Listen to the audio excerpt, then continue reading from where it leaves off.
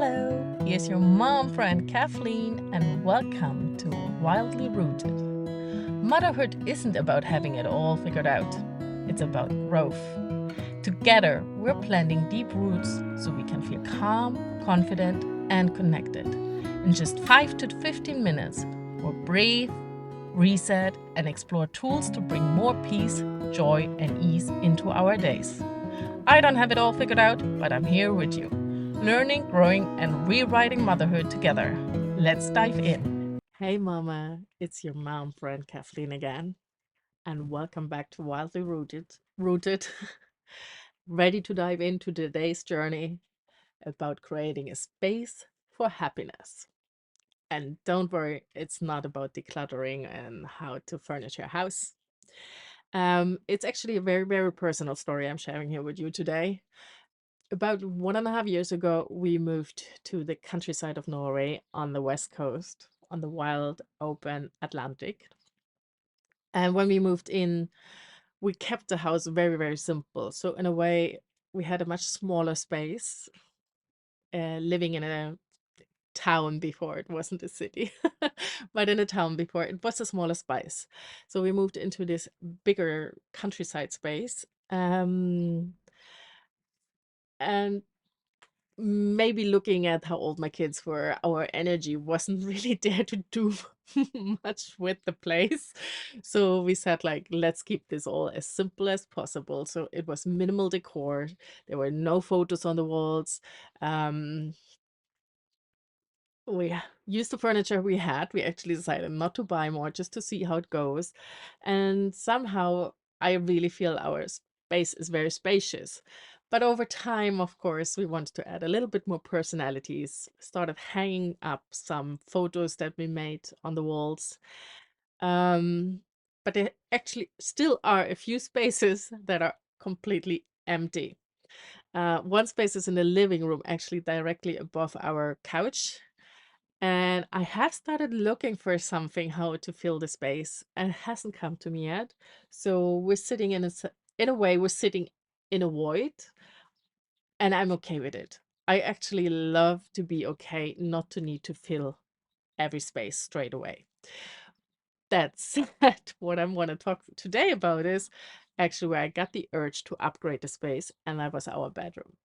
Our bedroom had nothing on the walls, pretty much very simple. We have our walk-in wardrobe, a bed, some, what do you say, nightstands, but the walls were completely empty. And I felt like I want to wake up. And yes, I actually had this vision. I want to wake up, and that is what I want to look at. And I'm going to talk about what I want to look at. And then I knew I have to act. And it felt really, really good because I waited until I had this moment. This is what I want to look at every morning. I want to wake up. And the first part of that journey was for me actually to realize I want to step more into my feminine energy. I wanted, softness. I wanted really nice feminine colors like pink and like more watercolor style, like pastel colors, really gentle. That is where my energy is right now. And I noticed how long I have been on a very masculine mode. I think to some extent it helped me get through the really early years with 3 small children. It helped me to stay productive, get still a little bit to-do list done with having the kids at home and have all this structure. But right now I'm really, really craving the reconnection with my feminine energy and my intuition. So, and I wanted to be reflected on the visuals. So I came up and I felt like I won't be able to buy what I want on my bedroom wall. So I went into Canva, which is an absolute amazing tool. There's so many cool things you can do with it. And I created 3 posters. And that's exactly what I wanted. 3 posters. The color scheme was clear. I had an idea, we're so close to nature. Everything is so open and wild, and to some extent quite harsh. So it was actually super nice to think to bringing that feminine, that softness, but still nature. So we have the background on these posters um, is kind of like, I think, a cherry flower on one, and lavender, something more like nature, really nice soft colors. And then on the first poster, it says, "Where attention goes, energy flows." I'm sure you have heard that statement before. It's a very common statement. And I want to be reminded every single day of exactly that, that where I put my attention, I get more of that into my life. And if you listen to last week's episode, which I can recommend to you, and I'm talking about the big aha moment by looking at 30 t-shirts, uh, I have this pattern to look a lot of the lack I'm having in my life, and often also can get overwhelmed about, things are getting too much, so much going on. And I'm working really intentional about shifting that focus to more joy and abundance. So where attention goes, energy flows. Say it with me because I love it. Again, where attention goes, energy flows. I want that my thoughts become the compass of my energy, and I want to choose where they are. And just on a side note, I think about, what is it? I don't know exactly, but I think it's about 92 to 94% of the thoughts you're thinking each day are exactly the same. And I don't remember the number, but you're having lots of thoughts and they're all on autopilot. And when I start looking at these thoughts, I was like, no, they're not the ones I want to have. So, and then I looked at it. Yeah, look at my thoughts. This is where my attention is going, at these thoughts. They run on autopilot. And that's where the energy is in. And I felt like there is a mismatch about what I want in life right now and where my attention is going. So now I wake up every morning looking at where attention goes, energy flows. And for me, this is a great reminder, um, particular because I am coming from, I'm tired. My kids are not sleeping through the night yet, not all of them, some.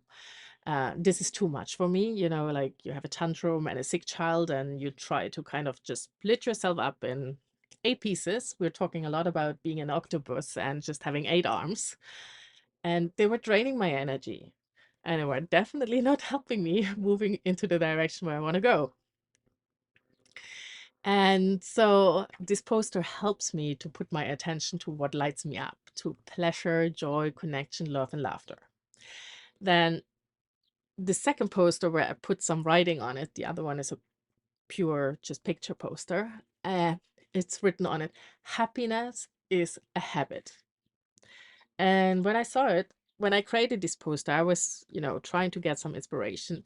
And this just hit me. Happiness is a habit. Because if you would just tell me happiness is a habit, and again, I have heard it before, so I'm not telling you anything new. You have heard it before. But it is sometimes you have this moment where it's like, now it clicks. So when I read this, happiness is a habit, I was like, is happiness a habit? But how can you be happy when you have, waking up like 8 times a night? How can you be happy when you have a child throwing up because it's sick? How can you be happy? Like, this was like what was going on literally in my head. And it's like, yeah, but it's a habit. And I haven't practiced that habit to the extent I want to. And now let me be clear. Now I sound like I felt like awful in my life. No, I didn't. I actually liked my life already before. That said, I started noticing these patterns in my head and was like, I want to shift even more. I want to call even more joy and love and connection in. And I want to also feel really connected in maybe these tougher, challenging moments. And most of all, I did struggle a lot with this sleep deprivation. None of my kids were really good sleepers when they're small. And since I have three, this is lasting now for quite some time. And it really put me in that rat hole. I'm tired and I'm so exhausted. It would impact at least the first couple of hours of my day really negatively. And I'm not even going to talk about that you can shift your mindset easily out of sleep deprivation. I'm not. But now I feel I'm really ready to shift. And I noticed that I felt happiness happens to me and or something happens to me and then it triggers happiness, and looking at it that it is literally a habit, it's a choice we can make every single day and every single moment, felt really enriching because it puts me in control. It puts me in the driver's seat of my car. I'm driving. I'm creating that habit. And of course, it's exactly what it means. A habit doesn't happen from one moment to the next. It's something to need to be created. It needs to be worked on until it really feels like it's a habit. So it's a daily inner choice. And that, of course, when now I wake up and I see happiness is a habit, let me create that habit of happiness. And what does it look like for me? What in small ways? Because my life doesn't change because of that. And at the same time, it does. And that's the beauty in it, at least for me right now. So I'm not waiting anymore for any idle conditions outside of me to make it happen. I'm embodying that happiness now and I'm choosing. And maybe to kind of bring this whole conversation around again. Like I said, we moved 1.5 years ago, and I love where I live. I'm really happy here. I'm really happy we moved. My life is really good, and I feel I haven't appreciated enough. I think I can choose, I don't think I know, I can choose happiness more often. um, because I did get in the same, like after we moved, I get back into old patterns. They were just lingering, and it's this typical. You can move space, but you don't move your mind. So all the old stuff comes with you anywhere, where no matter where you go. And yes, so my mindset didn't move or change, and I'm now in the process to actively change that because I really, truthfully, everyone will ask me like, did you regret to move? Because it was a bold move, moving onto the countryside, into a very, small community, um, and making different choices than most people around us. So people are like, "Oh, are you regretting it?" And we're like, "No, we're loving it." And then really calling in and really appreciating it pretty much every single day. And of course, there are dark days, no problem.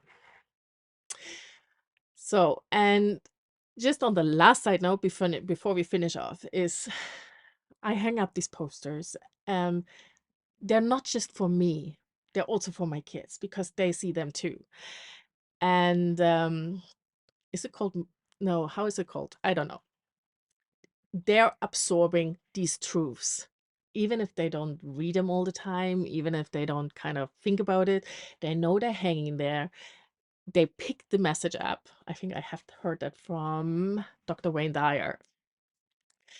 They're just absorbing the truth, and their truth will be that happiness is a habit, and where their attention goes, energy flows. And I think that is so great for my kids to have.